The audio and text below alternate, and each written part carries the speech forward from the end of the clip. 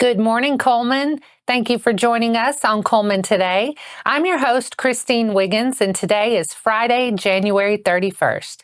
Coming up on Cullman Today, East Cullman Baptist Association's disaster relief, jazz and red velvet, and the 360 Jeep Club is recognized. All of this plus sports, weather, and more. Now let's take a closer look at the top stories happening in Cullman today. At Monday's East Cullman Baptist Association Executive Committee meeting, Clint Haynes was officially named Disaster Relief Director for the association. Clint has been involved in disaster relief since 2016. He and his wife Amy are active members of First Baptist Church of Fairview and also serve on the Fairview Volunteer Fire Department. Clint also serves on the ECBA Construction Mission Work Trip Committee. February is Love Your Disaster Relief Month in the East Cullman Baptist Association, and Clint is available to come to your ECBA church and talk to your members about what disaster relief does and how someone might get involved. If you're interested in more information, contact the ECBA Ministry Resource Center at 256-737-9918. The Holly Pond Jazz Band will host Jazz and Red Velvet Dinner, Dessert, and a Show on Valentine's Day weekend. Holly Pond High School Band Director Stephen Porter brought the Jazz and Velvet event to the school, with this being the fourth year for the event with Holly Pond Jazz. Porter expects attendees to have a great night of music, good food, and fellowship. Jazz and Red Velvet will be Saturday, February 15th, with doors set to open at the Holly Pond Alumni Gym at 5:45. Tickets are on sale now and are $30 each, or for a table of 6 at $165. These prices include dinner and the show. There is a $10 ticket option for the show only. The funds raised will be used for equipment maintenance, purchases, and operational expenses for the band. For more information or to buy tickets, contact any band member or Porter, who can be emailed at sporter@ccboe.org. Cullman County VOAD Chair Don Beard and EMA Director Tim Sartain presented a certificate of appreciation to the 360 Jeep Club for their efforts during the January winter storm. The club transported 143 individuals, including 115 from Cullman County and neighboring areas, and helped recover more than a dozen vehicles stranded in the snow and ice.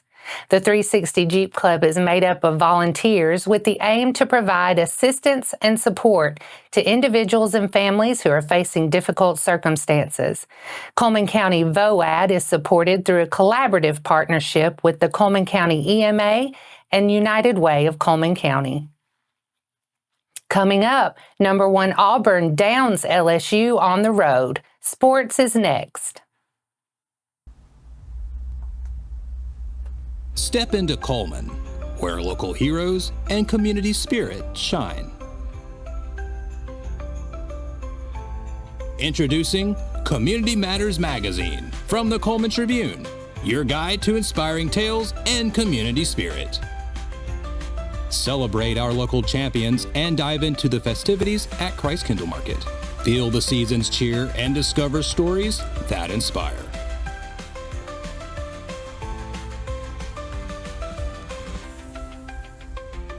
Community Matters Magazine. Connect with your community. Find your free issue at these locations or download a copy online.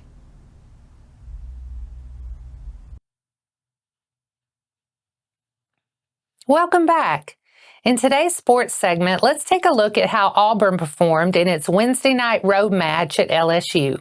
Janai Broome recorded his 12th double-double of the season, scoring 20 of his 26 points in the second half, while grabbing 16 rebounds and adding 3 blocked shots to help the top-ranked Tigers improve to 7-0 in SEC play.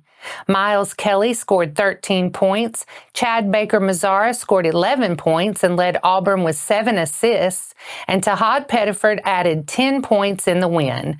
Jaheim Hudson posted 7 points on 3-for-3 shooting off the bench, while adding 2 rebounds and an assist.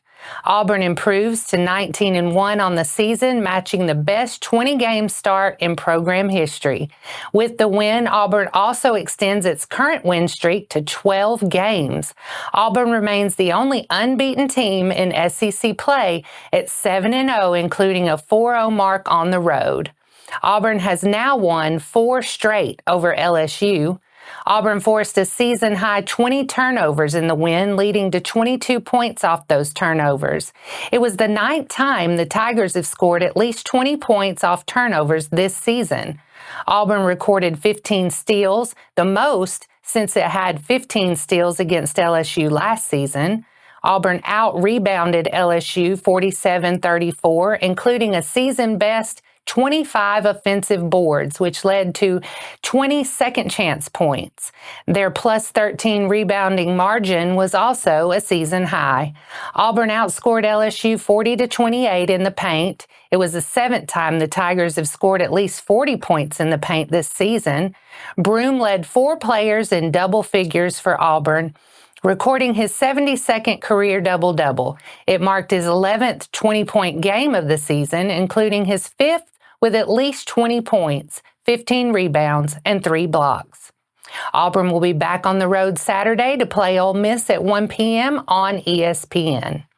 And that wraps up sports for today. After the break, we'll bring you 4 stories in under 4 minutes, including tips for filing taxes, a color run, the pet of the week, and Wallace State auditions.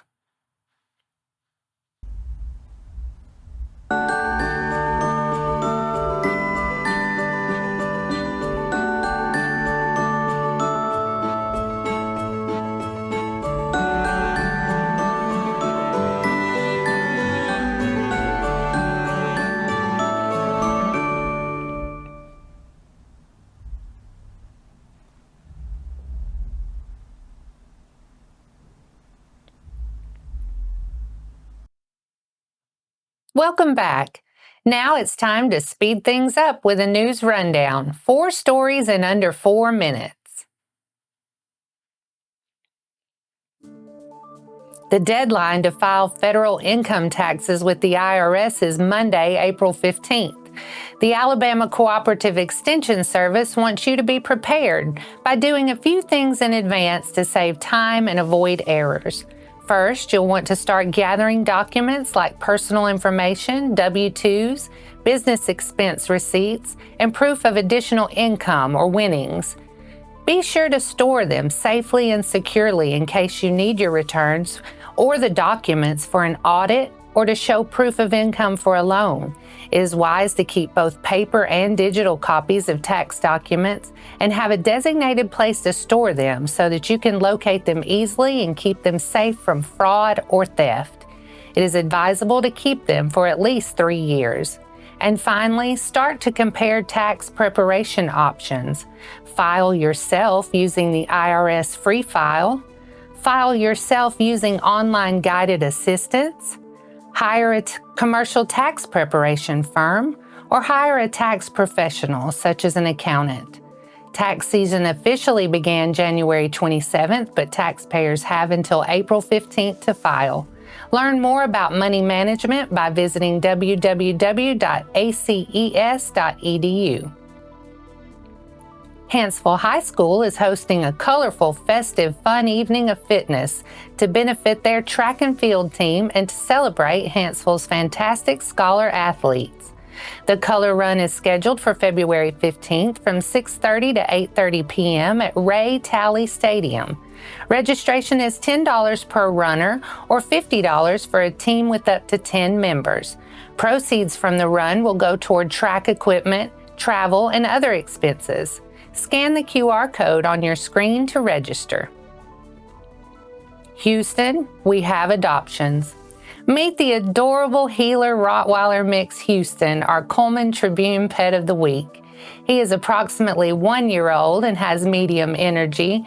This fun, compact, unassuming fellow will stick by your side without question. He learns quickly and loves a challenging adventure, so he's always up for fun times. He also looks to you for encouragement and guidance. His sweet soul will grab your heart. His adoption fee is $130, which includes neuter, DHLPP, Bordetella, and rabies vaccines, wormer, general exam at the vet, and microchip. Visit the shelter at 935 Convent Road Northeast. It's open Monday through Friday from 9 to 3:30 p.m. If you arrive and Houston has been adopted, don't fret, as he has many friends awaiting new homes. Contact the Cullman Animal Shelter at 256-734-5448. Wallace State Fine and Performing Arts will be holding scholarship auditions Friday, February 7th and Friday, March 7th from 8 a.m. to 12 p.m.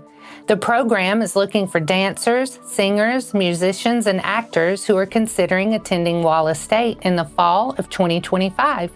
Auditions will be held in the Borough Center for Fine and Performing Arts. To register, scan the QR code on your screen. And that's your 4 stories in under 4 minutes. Now for a quick break before we look at the weather ahead and pay our respects with obituaries. I'll be right back after this quick message.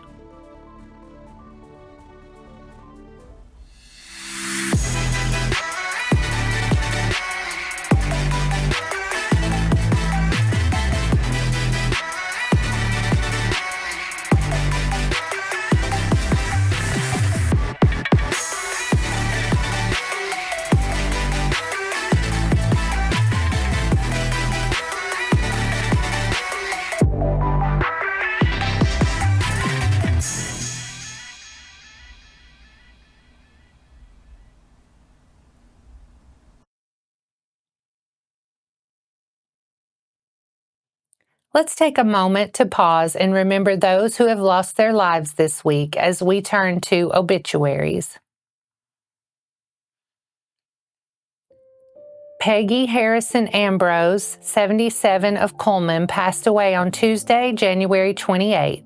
Funeral service will be at 2 p.m. on Sunday, February 2nd, at Cullman Heritage Funeral Home, with burial at Valley Springs Cemetery. Visitation will be from 1 to 2 p.m. on Sunday at Cullman Heritage Funeral Home. Unida Faye Bryant, age 57, of Cullman, passed away on Tuesday, January 28th. A memorial service will be at Cullman Heritage Funeral Home on February 4th at 2 p.m. Richard Louis Madaris, 67, of Holly Pond, passed away on January 22nd. A celebration of life will be held at Desperation Church on Friday, January 31st, with viewing at 10 a.m. and sermon at 11 a.m. Our thoughts and prayers go out to their friends and families. Now let's take a moment to look ahead at your weekend weather forecast. Today we'll likely see showers before noon, then a chance of showers and thunderstorms after 3 p.m., high near 65 and breezy. Tonight there's a 20% chance of showers and thunderstorms before 9 p.m., partly cloudy with a low around 42. Saturday we'll see mostly sunny skies with a high near 61 and a low around 43. And Sunday looks to be gorgeous with sun, a high near 68 and 45 for the low. That wraps up today's edition of Cullman Today. Thank you for sharing your morning with us, and remember to stay connected by following us on social media and visiting CullmanTribune.com for the latest from our community. We'll see you bright and early Monday morning at 6:30 a.m. I'm Christine Wiggins with Cullman Today. Have a wonderful weekend, Cullman.